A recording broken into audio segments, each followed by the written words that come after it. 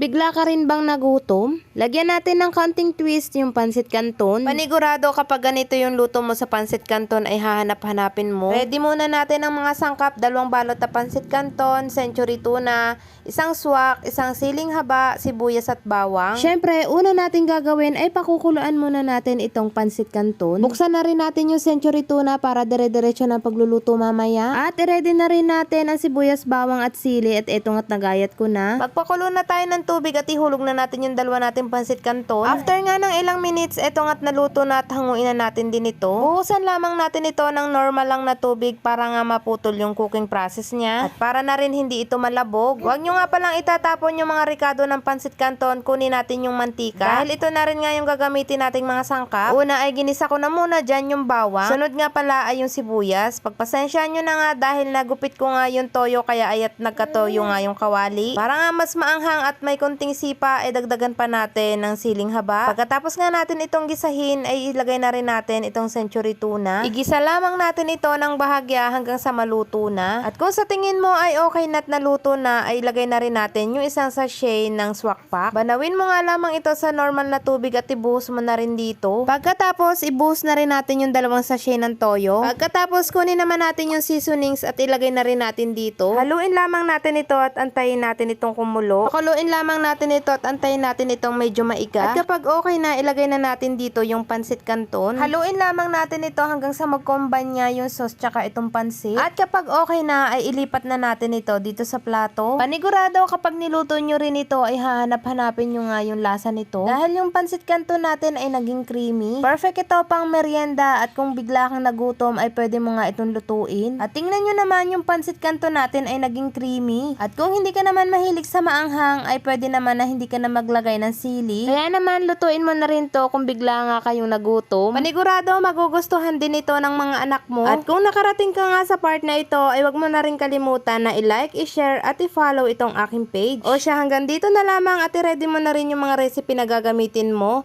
Bye!